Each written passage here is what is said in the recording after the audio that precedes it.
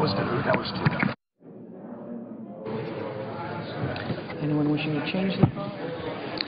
Anyone wishing to change their vote?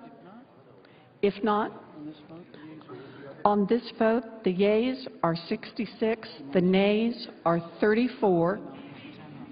The nomination is confirmed. Madam President.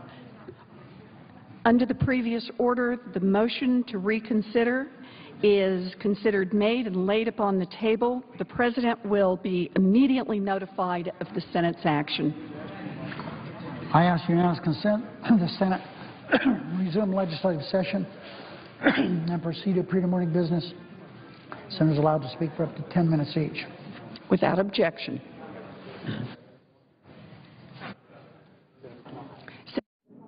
Senator from Ohio. Madam President, I ask unanimous consent that Senator Stabenow be recognized for up to 3 minutes and that I be recognized for up to 5. Without objection. Thank you, Madam President. Thank you, Madam President. I appreciate my friend from Ohio yielding for just a moment. I just wanted to indicate, as it relates to moving forward on the Farm Bill, I want to congratulate the House for sending their version of the Farm Bill to us this morning, so we now have it. And tomorrow it would be our intent, Senator Cochran and I, to go through the motions that it takes to be able to send back our Farm Bill and ask for a conference committee.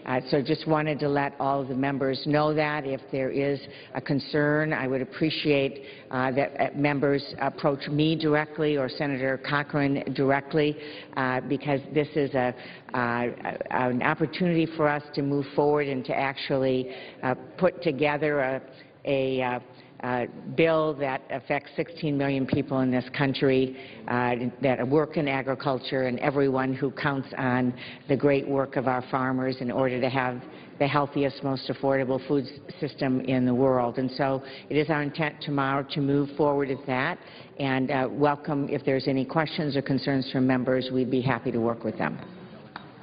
Madam President. Senator from Ohio. Thank you. I thank the chairwoman of the Agriculture Committee for her work. This is legislation that saves taxpayers literally tens of billions of dollars while strengthening the safety net and provides adequate revenue and nutrition for literally millions of people, children, seniors, people with disability, people that work in low-income jobs. That's also important in this agriculture bill. Madam President, I ask that those remarks be placed in a different place in the record. Without objection. In the years leading up to the financial crisis, the biggest banks and lenders created new ways to make record profits off of consumers. They made predatory loans to working-class families. They created prepaid cards with exploitive fees. They gave out student loans to first-generation college students with interest rates sometimes as high as 20%. Today, millions of consumers are still trying to recover from these unscrupulous practices while companies keep looking for new ways to increase their profits at the expense of these consumers. Congress created the Consumer Financial Protection Bureau to protect Americans from consumer fraud and abusive fees and products. I thank the presiding officer today for her role in this before she came to the United States Senate.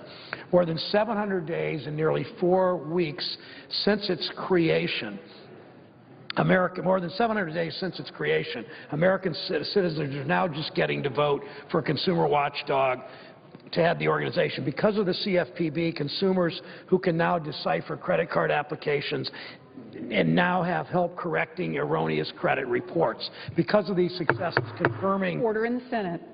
Thank you, Madam President. Because of these successes, confirming Richard Cordray as the director was the right thing to do. We know where he stands. We know whom he stands for as a strong advocate for consumers and families and small businesses. No one doubted Richard Cordray's qualifications or temperament for the job. This is the first time in American history when one party did not refuse to confirm a candidate, a nominee, because they didn't like the agency. A terrible precedent set, which thankfully a number of our colleagues understood as we discussed last night that this was important to move past that. Richard Cordray served... Take your conversations outside, please, Senators. Richard Cordray served as Ohio's first state solicitor. He's represented the U.S. government before the Supreme Court. He has been elected the Attorney General and the State Treasurer of Ohio. He's received bipartisan accolades and support from Ohio's business and consumer groups. Let me share a bit of a letter written by a Republican member of Congress from my home state, Representative Steve Stivers. Rich has always proven himself hardworking, collaborative, and pragmatic. If you take the time to evaluate Rich's character and disposition, you'll find him to be an individual who listens to your opinion and seeks mutually acceptable solutions, unquote. Representative Stivers is right.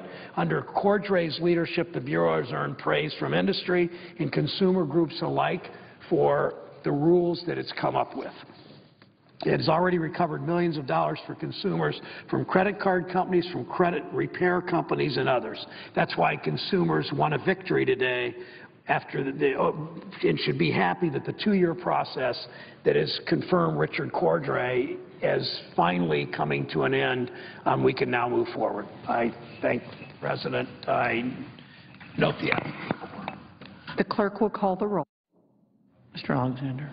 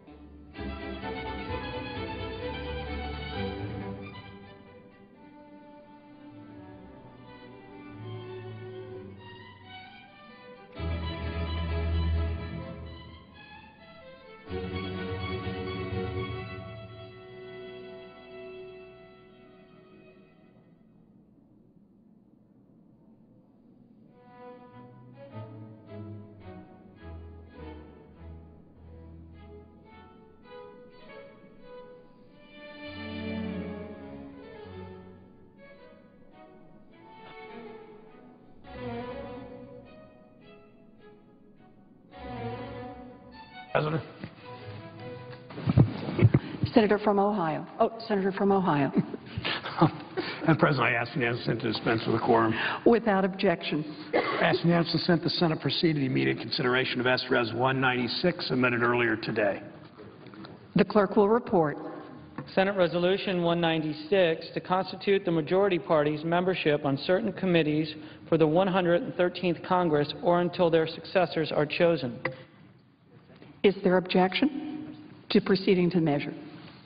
Without objection. Madam President, I ask unanimous consent this resolution be agreed to and the motion to reconsider be laid upon the table with no intervening action or debate. Without objection. Madam President, I ask unanimous consent that when the Senate complete its business today, it adjourns until 9:30 a.m. on Wednesday, July 17, 2013, that following the prayer and pledge, the morning hour be deemed expired, the journal of proceedings be approved to date, and the time for the two leaders be reserved for their use later in the day, and the majority leader be recognized. Following the remarks of the two leaders, the Senate proceed to executive session to consider calendar number 178, the Hochberg nomination, and the time until 10 a.m. be equally divided and controlled between the two leaders or their designees. Without objection. Tomorrow at 10 a.m. there will be a roll call vote on the motion to invoke cloture in the Hochberg nomination. If there is no further business to come before the Senate, I ask that it adjourn under the previous order following the remarks of Senator Thune. Without objection.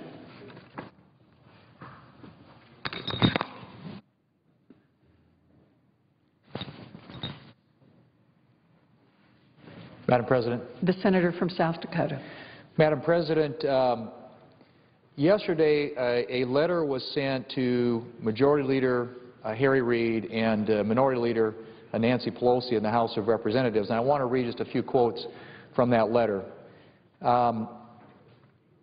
It says, and I quote, "When you and the President sought our support for the Affordable Care Act, you pledged that if we liked the health plans we have now, we could keep them. Sadly, that promise is under threat. Right now, unless you," directed at the Majority Leader and the Minority Leader in the House, "unless you and the Obama administration enact an equitable fix, the ACA, or the Affordable Care Act, what some of us refer to as Obamacare, will shatter not only our hard-earned health benefits, but destroy the foundation of the 40-hour work week that is the backbone of the American middle class." The letter goes on to say, since the Affordable Care Act was enacted, we've been bringing our deep concerns to the administration, seeking reasonable regulatory interpretations to the statute that would help prevent the destruction of nonprofit health plans. As you know, I should say as you both know firsthand, our persuasive arguments have been disregarded and met with a stone wall by the White House and by the pertinent agencies. This is a letter that was, I said, sent yesterday to the leaders here in the House and the Senate. And I want to go on and quote just a few more passages from that letter. "We have a problem. You need to fix it. The unintended consequences of the Affordable Care Act are severe. Perverse incentives are already creating nightmare scenarios.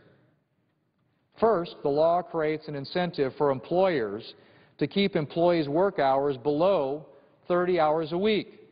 Numerous employers have begun to cut workers' hours to avoid this obligation, and many of them are doing so openly. The impact is twofold. Fewer hours means less pay, while also losing our current health benefits." The sort of summary of the letter at the end, Madam President, says, on behalf of the millions of working men and women we represent and the families they support, we can no longer stand silent in the face of elements of the Affordable Care Act that will destroy the very health and well-being of our members, along with millions of other hard-working Americans. And so if you look at this letter and the tone of the letter, some of the things, the statements that are made here, it talks about destroying the health benefits of employees. It talks about nightmare scenarios being created by perverse incentives in the Affordable Care Act. And just goes, as I said before, if you read this, it says it will shatter, the Affordable Care Act will shatter not only our hard-earned health benefits, but destroy the foundation of the 40-hour work week that is the backbone of the American middle class. Now, that letter, Madam President, if you were wondering who sent it, you might think it was coming from the National Federation of Independent Business or perhaps the National Association of Manufacturers, the Chamber of Commerce, or some business group that obviously has major concerns and issues with the implementation of Obamacare. But that letter, Madam President, came from Mr. James Hoffa, who is the General President of the International Brotherhood of Teamsters. It was co-signed by Joseph Hansen, the International President of the UFCW, and by Dee Taylor, President of Unite Here. Major union organizations, Madam President, who are very concerned about Obamacare and its implementation and what it's going to mean to the health care benefits that many of their employees, their members already enjoy, and also what it will do to wreck the 40-hour work week that is, as they describe it, the backbone of the American middle class. And so, Madam President, the list goes on of those who have deep and abiding concerns about the adverse and harmful impacts of Obamacare as it gets up to that implementation stage that we approach the first of next year. Now, as we know, last week the administration announced that they were going to delay the implementation of the employer mandate, which many of us, I think, received that news. It was welcome news because we have argued that many of the penalties that are associated with the legislation and its implementation are going to be very harmful to job creation, to economic growth in this country, that you're going to see more and more employers starting not only to not hire people, but actually to reduce the size of their workforce. And in fact, a survey of employers around the country suggested that 40% of them were in fact doing that. They were not hiring new people, and that 20% of employers in this country were actually reducing. They were laying people off because of the concerns about the mandates included in Obamacare. And so you had the administration react to that by saying, okay, listen, we've been listening to you, we hear you, we're going to delay the employer mandate. In other words, the penalty that is attached if employers don't offer a government-approved health plan with lots of bells and whistles and things in it, things that they didn't believe that they could afford. And so you get the one-year temporary relief from that. But I think the question that has to then be asked of the administration is, if you're going to provide relief from the employer mandate, what about everybody else? What about all the other Americans who are going to be impacted by this and harmed by this? What about the individual mandate, where you've got 6 million Americans who are, when it's fully implemented, going to be faced with a tax of about $1,200? You've got all kinds of families across this country who are seeing, because of the higher taxes and many of the mandates associated with the legislation, already higher premiums. In fact, when the President took office, he promised that he was going to reduce premiums for families in this country by $2,500. Well, according to the Kaiser study, and they track premiums, since the President has taken office, health insurance premiums for families in this country have actually increased by $2,500. So when the President made the argument that he would lower insurance premiums for families in this country by $2,500, just the opposite has happened. We've seen premiums actually go up. And I think premiums are going to continue to go up as this becomes implemented and becomes ultimately the law of the land. Now, a lot of my colleagues on the other side have said, well, why do you guys keep complaining about this? It is the law of the land. In fact, it is the law of the land, which I think begs the question is why the administration is not enforcing it. Why is the administration then delaying implementation of Obamacare, at least as it pertains to the employer mandate? Well, I think there are a lot of obvious reasons for that. They got tired of hearing about the adverse impacts it was having on the economy and having on jobs. We saw the jobs number from the month of June, and the number of people who had been pushed into part-time jobs was actually, in the month of June, up by 322,000 individuals. So in other words, what you're seeing is a lot of people who previously were full-time workers, want to work full-time in our economy, but are being pushed into part-time jobs. Why is that happening? Well, because at least one of the reasons I would argue is that under Obamacare, the requirements that apply to employers apply to full-time workers. So if you don't have full-time workers, and the law defines that as 30 hours a week. So if you don't have people working more than 30 hours a week, you're not covered by the mandates in the legislation. So what were many employers doing? Well, many employers were then cutting the hours of their employees to get under that 30-hour threshold so they wouldn't be hit with these costly new mandates. Well, what does that mean for the average family in this country? It means that fewer and fewer people have full-time jobs, higher take-home pay. More and more Americans are having to do part-time work, probably finding two part-time jobs, to help pay the bills. That is a crushing effect on an economy that is already struggling to recover. And a lot of people, Madam President, who I would argue want to get back into the workforce, are trying to find full-time work and are being met with resistance from employers, because employers are having to deal with these costly mandates that are included in the Affordable Care Act. And so it's had, if you look at the effect, the net result so far of Obamacare, which again, we've mentioned this many times here, 2,700 pages in terms of legislation, 20,000 pages of regulations. In fact, the size of the stack of regulations is now 7.5 feet tall, so it's about a foot taller than I am. And just last week, another 606 pages of regulations were issued in terms of the implementation of this law. But can you imagine, average Americans trying to comply with 20,000 pages of regulations, or for that matter, businesses who are trying to comply with that? There is so much uncertainty associated with this law and the impact that it's going to have, and fears about the impact that it's going to have, and nothing is being done to make that any easier for most Americans. It was made easier for employers last week when the penalty for the employer mandate was delayed by a year. We believe that if you're going to delay the employer mandate for a year, you ought to delay the implementation of this law for everybody. And not just do it for a year, do it permanently. Let's start over. Let's do this the right way. It didn't take a 2,700-page bill. It didn't take 20,000 pages of new regulations. It didn't take a government takeover of 1/6 of our economy to try and solve the problems and the challenges that we have in our health care system today. And yet that was the solution that the President and our colleagues here, our Democrat colleagues in Congress, came up with.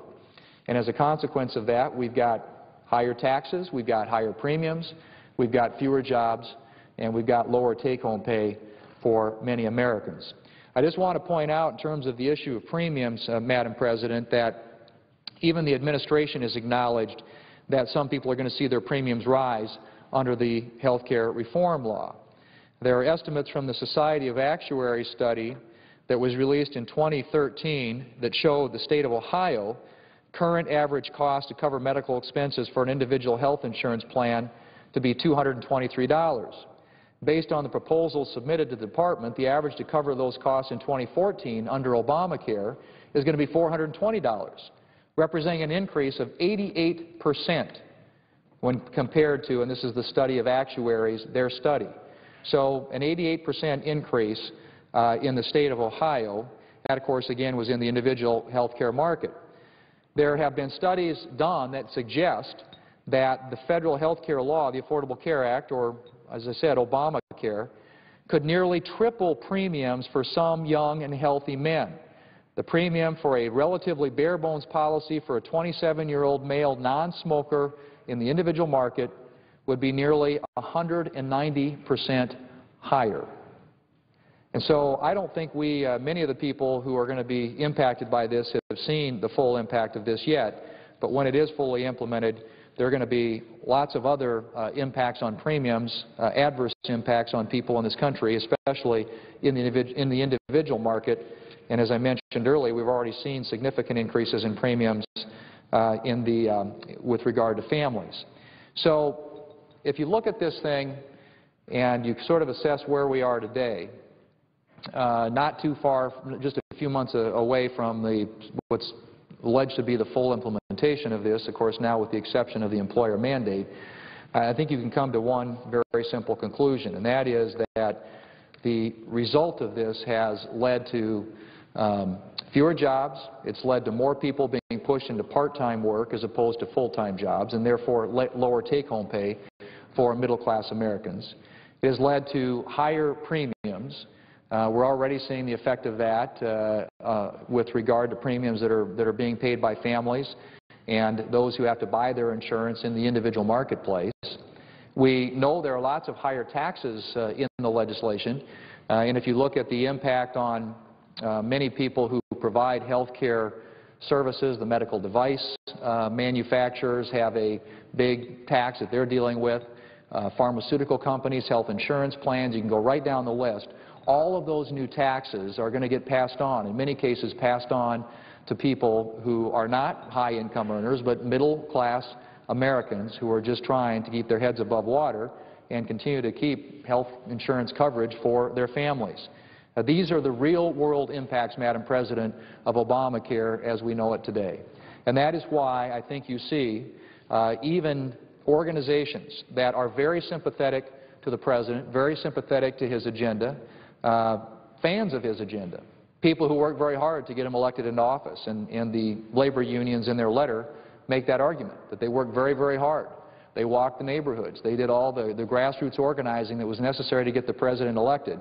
And here they are reacting to the Affordable Care Act, to Obamacare, in the same way that I think most Americans are.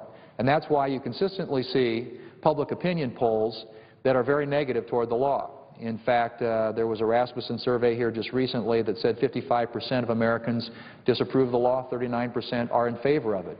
But a significant and decisive majority of Americans believe that this is going to be bad for them, bad for their own personal situation, finances when it comes to covering their families, but also bad for the economy and bad for jobs. So higher premiums, higher taxes, fewer jobs, more part-time jobs, fewer full-time jobs, lower take-home pay. That is what we today know as Obamacare. There is a better way, Madam President. We could go back and start over, do this the right way, step by step, incrementally, deal with the challenges that we have in our health care system, and there are many of them, but it didn't take a massive takeover of 1/6 of the American economy, a massive new government program, 2,700 pages in legislation, over 20,000 pages in new regulations in terms of the implementation of this to solve the challenges that we have in our health care system today. There is a better way. I hope that the feedback, if you will, the response that the President and his team are getting, not only now from those people who were opposed to it. I mean, many of us were arguing when this was being debated here in the United States Senate that this, in fact, would be the impact.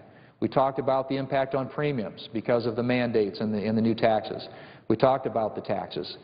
We talked about the impact on the economy and jobs and pointed out that this was going to have an adverse, harmful impact on the ability of our economy to create jobs and to get that unemployment rate down and to get people back to work in this country. Many of us were making those arguments. And many of the organizations who were opposed to the legislation were saying the same things. Well, now you have those who were actually endorsing and in favor of the legislation coming out and saying that it would shatter not only our hard-earned health benefits, but destroy the foundation of the 40-hour work week that is the backbone of the American middle class. Perverse incentives are already creating nightmare scenarios. That's what's included in the letter that was submitted yesterday to the leaders here of the Congress, written by major labor organizations in this country. These are not right-wing conservatives, right-wing Republicans who are reacting this way to Obamacare. These are allies of the President who have realized and come to the conclusion that this is incredibly problematic, not only for them and their members, the employees of a lot of companies out there with regard to the current health care benefits that they already have, but also what it means for the 40-hour work week and what it means for the take-home pay for middle-class Americans across this country. We can do better. We should do better.